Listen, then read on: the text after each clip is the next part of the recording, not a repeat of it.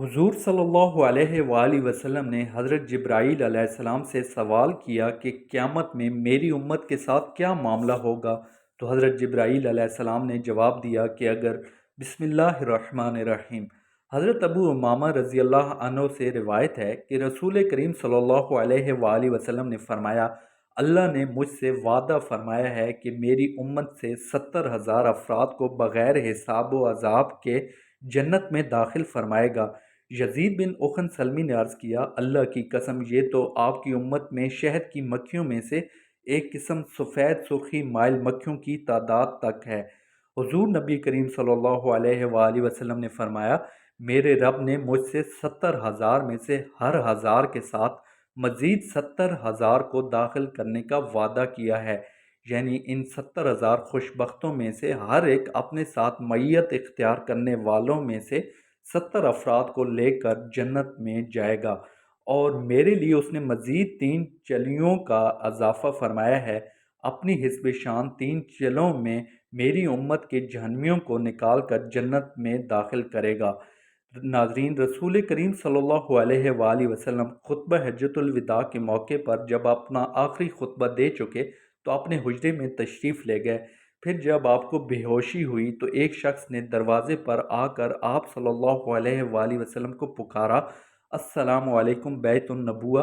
کسی نے اس کی آواز سن کر یہ جواب دیا کہ اس وقت تمہیں آنے کی اجازت نہیں ہو سکتی، تو اس نے پھر سے پکارا اور آواز دی، السلام علیکم اہل بیت النبوہ۔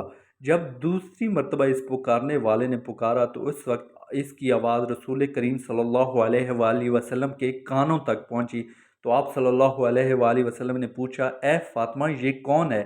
تو انہوں نے عرض کیا کہ ایک شخص گھر میں آنے کی اجازت مانگتا ہے۔ یا رسول اللہ صلی اللہ علیہ وآلہ وسلم، آپ پر اس وقت کیونکہ بے ہوشی کا غلبہ ہے، لہٰذا ہم نے اسے اس وقت اندر آنے کی اجازت نہیں دی۔ تو آپ صلی اللہ علیہ وآلہ وسلم نے فرمایا، اے فاطمہ، تمہیں نہیں خبر کہ یہ کون کھڑا اجازت مانگ رہا ہے؟ یہ گھروں کو ویران کرنے والا قبروں کو آباد کرنے والا، بچوں کو یتیم کرنے والا، عورتوں کو بیوہ کرنے والا، دوستوں کو دوستوں سے چھڑانے والا، یہ ملک الموت حضرت اسرائیل علیہ السلام ہے، اسے جلدی اندر آنے کی اجازت دے دو۔ جب حضرت فاطمہ رضی اللہ تعالی عنہ نے یہ سنا کہ ملک الموت حضرت اسرائیل علیہ السلام آئے ہیں تو بے ساختہ رو پڑیں، ہائے مدینہ آج ویران ہو جائے گا، یا اللہ تیرے رسول صلی اللہ علیہ وآلہ وسلم تو آج جا رہے ہیں، یہ ملک الموت ان کو لینے آئے ہیں۔ ادھر ملک الموت مقام کے اندر تشریف لائے اور ادھر رسول کریم صلی اللہ علیہ وآلہ وسلم بے ہوش ہو گئے۔ حضرت فاطمہ رضی اللہ عنہا نے فرمایا، یا رسول اللہ صلی اللہ علیہ وآلہ وسلم، آج آپ کو کیا ہوا؟ اور پھر بہت روئیں۔ تب آپ صلی اللہ علیہ وآلہ وسلم کو ہوش آیا اور آپ نے حضرت فاطمہ رضی اللہ تعالی عنہ سے فرمایا، اے فاطمہ اتنا نہ رو، کیونکہ آپ کے رونے کے ساتھ آسمان کے فرشتے اور حاملین عرش روتے ہیں۔ رسول اللہ صلی اللہ علیہ وآلہ وسلم نے اپنے ہاتھ سے حضرت فاطمہ رضی اللہ عنہ کے آنسو پوچھے اور فرمایا، عنقریب سب سے پہلے اے فاطمہ تم مجھ سے آ ملو گی۔ اور پھر آپ نے ملک الموت سے فرمایا، اے ملک الموت، آج جبرائیل علیہ السلام کہاں ہیں؟ انہوں نے عرض کیا، یا رسول اللہ صلی اللہ علیہ وآلہ وسلم، اس وقت وہ 7ویں آسمان پر ہیں اور آسمان کے ملائکہ حضرت جبرائیل علیہ السلام کو تعزیت دے رہے ہیں کہ اے جبرائیل علیہ السلام، آج تمہاری رسالت ختم ہوئی اور آج تمہارا قرآن پہنچانا بھی مکمل ہوا۔ اگر جناب محمد صلی اللہ علیہ وآلہ وسلم وفات پا گئے تو جبرائیل امین علیہ السلام بھی دنیا سے گئے۔ ابھی یہ باتیں ہو رہی تھیں کہ حضرت جبرائیل امین آپ صلی اللہ علیہ وآلہ وسلم کے پاس تشریف لائے اور کہا، اللہ تبارک و تعالیٰ نے آپ صلی اللہ علیہ وآلہ وسلم کو سلام فرمایا ہے اور آپ کا مزاج پوچھا ہے۔ فرمایا، اے جبرائیل علیہ السلام، اس عالم میں میرے لیے کیا تیار کیا گیا ہے؟ عرض کیا گیا، یا رسول اللہ صلی اللہ علیہ وآلہ وسلم، آپ کے آنے کی خوشی میں دوزخ کو ٹھنڈا کیا گیا ہے اور جنت کو آراستہ کیا گیا ہے۔ حور و ملائکہ آپ صلی اللہ علیہ وآلہ وسلم کے لیے آسمان پر منتظر ہیں، دربان جنت کا دروازہ کھولے آپ کا انتظار کرتا ہے۔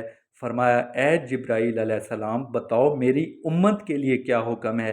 حضرت جبرائیل علیہ السلام نے عرض کیا کہ جس کے ہونٹوں میں جان رہ جائے گی وہ بھی اگر دل سے توبہ کرے یا توبہ کے لیے ہونٹ ہلائے گا تو بھی 1000 برس کے گناہ معاف ہو جائیں گے، اور جس نے توبہ کر لی آپ اس کو اپنی شفاعت سے بخشوائیں گے، اور آپ جس کی بھی شفاعت فرمائیں گے وہ بخشا جائے گا، آپ غم نہ کھائیں۔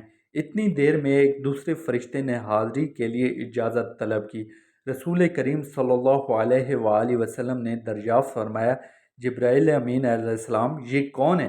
عرض کیا کہ یہ حضرت اسماعیل علیہ السلام فرشتہ ہے، آسمانی دنیا کا داروغہ ہے، جس دن آپ صلی اللہ علیہ وآلہ وسلم کو معراج کے شب میں دیکھا ہے، آپ کے جمال کا عاشق ہوا ہے، آج اسے معلوم ہوا ہے کہ رسول کریم صلی اللہ علیہ وآلہ وسلم وفات پائیں گے۔ اس نے جناب کی اقدس میں عرض کیا کہ میں نے رب کریم سے عاجزانہ دعا کی تھی کہ مجھے ایک مرتبہ اپنے نبی کریم صلی اللہ علیہ وآلہ وسلم کی زیارت ان کی زندگی میں کرنے کا موقع عنایت فرمائیں، لہٰذا یہ فرشتہ رب کریم سے اجازت لے کر حضور صلی اللہ علیہ وآلہ وسلم کی زیارت کے لیے حاضر ہوا ہے۔ پھر جبرائیل امین نے عرض کیا کہ یا رسول اللہ صلی اللہ علیہ وآلہ وسلم، ملک الموت حاضر ہے۔ تو آپ صلی اللہ علیہ وآلہ وسلم نے دریافت فرمایا، اے ملک الموت، تم میری زیارت کرنے آئے ہو یا میری روح قبض کرنے کے لیے؟ اس پر ملک الموت نے عرض کیا کہ مجھے میرے پاک پروردگار نے حکم دیا ہے کہ جو کچھ مرضی میرے رسول پاک صلی اللہ علیہ وآلہ وسلم کی ویسا ہی کرنا، اگر جناب کی مرضی پاؤں تو روح قبض کر لوں، ورنہ یوں ہی زیارت کر کے واپس چلا جاؤں گا۔ اس وقت جناب رسول صلی اللہ علیہ وآلہ وسلم نے حضرت جبرائیل علیہ السلام کی طرف دیکھا۔ حضرت جبرائیل علیہ السلام نے عرض کیا، یا رسول اللہ صلی اللہ علیہ وآلہ وسلم، میرے اور آپ کے پاک پروردگار عالم نے آپ کو بلایا ہے اور اب آپ کا اس دنیا میں رہنا پسند نہیں کرتے، اور اے حضرت، حور و غلام آپ کی زیارت کے مشتاق ہیں، کیونکہ آج آسمان کو سجا دیا گیا ہے، حوروں کو بلا خوف و خطر بننے سنورنے کا حکم ملا ہے، فرشتوں کو آپ پر درود و سلام کا حکم فرما دیا گیا ہے، اور ہمیں آپ صلی اللہ علیہ وآلہ وسلم کی مرضی کے مطابق چلنے کا حکم دیا گیا ہے کہ اگر آپ صلی اللہ علیہ وآلہ وسلم آسمانوں پر تشریف لے جانا چاہیں تو ہم آپ کو لے جائیں، اور اگر آپ یوں ہی اس دنیا میں رہنا چاہتے ہیں تو یہ آپ کی مرضی ہے، اور ملائکہ آپ صلی اللہ علیہ وآلہ وسلم کے منتظر ہیں۔ لہٰذا حضرت جبرائیل علیہ السلام کی بات پوری سن کر رسول خدا صلی اللہ علیہ وآلہ وسلم کو معلوم ہوا کہ اللہ تبارک تعالیٰ کو یہی منظور ہے کہ دار فنا کو چھوڑ کر دار بقا کی جانب کوچ کروں۔ آپ صلی اللہ علیہ وآلہ وسلم نے فرمایا کہ اچھا، میری ازواج کو میرے سامنے بلاؤ۔ سب بیویاں آپ صلی اللہ علیہ وآلہ وسلم کے حضور حاضر ہوئیں۔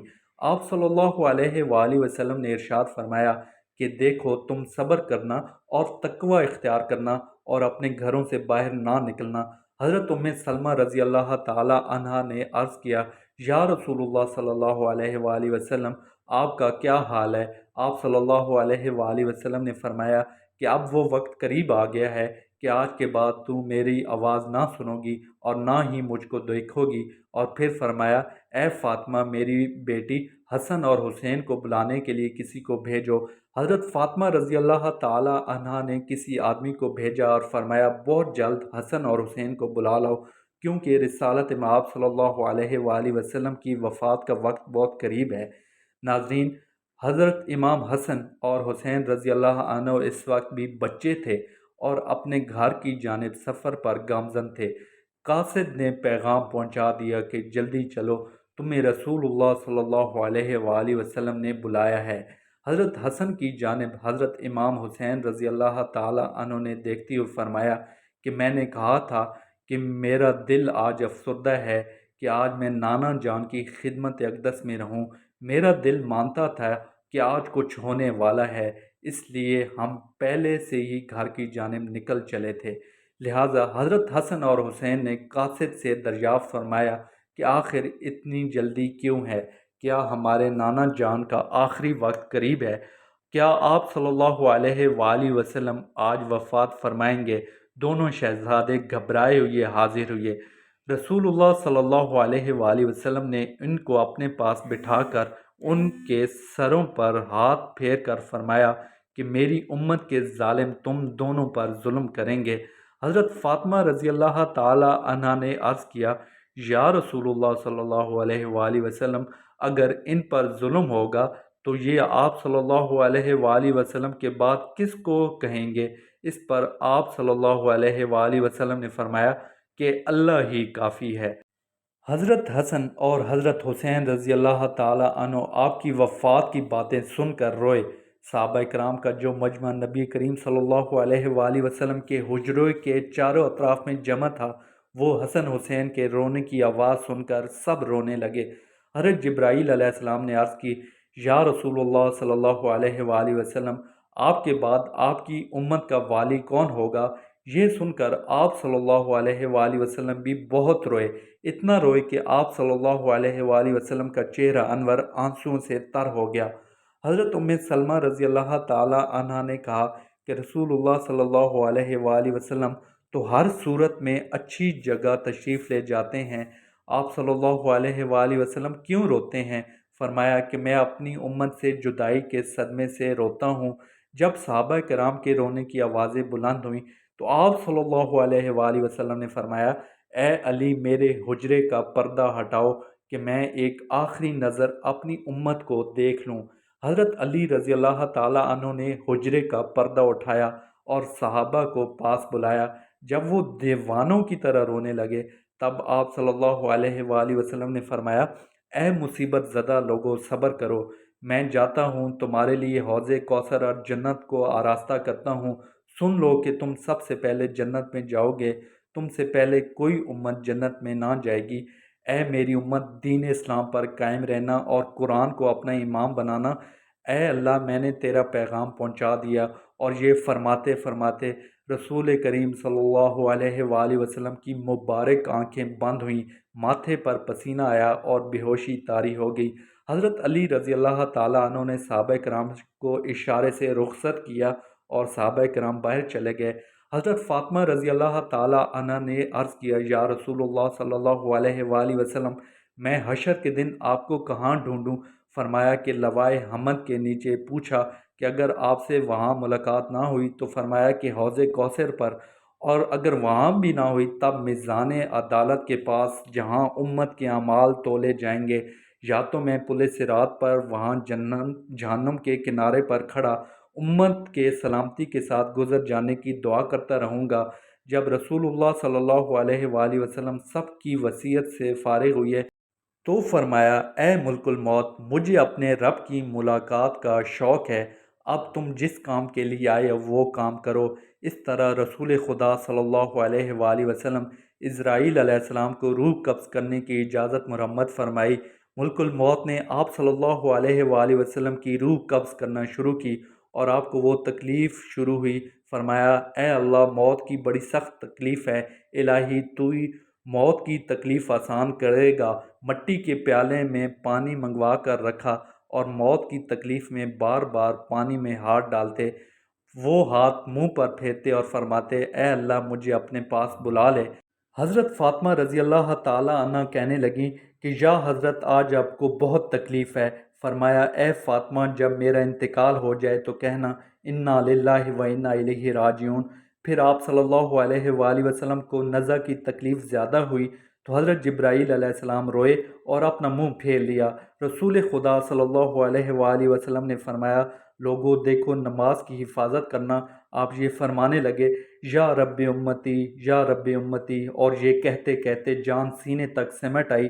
نیچے کے جسم کی جان نکل چکی تھی لیکن اپنی گناہگار امت کے لیے کلمہ آپ کے منہ پر جاری تھا۔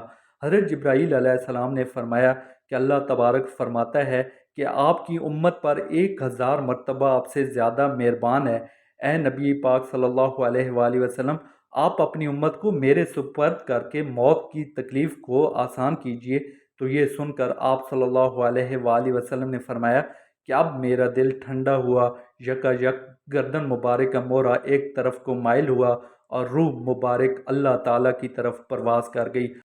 اللہ تبارک تعالیٰ سے دعا ہے کہ نبی کریم صلی اللہ علیہ وآلہ وسلم نے اپنی امت کو جو تعلیمات فرمائی ہیں ہمیں ان تعلیمات پر عمل پیرا ہونے کی طاقت و توفیق عطا فرمائے۔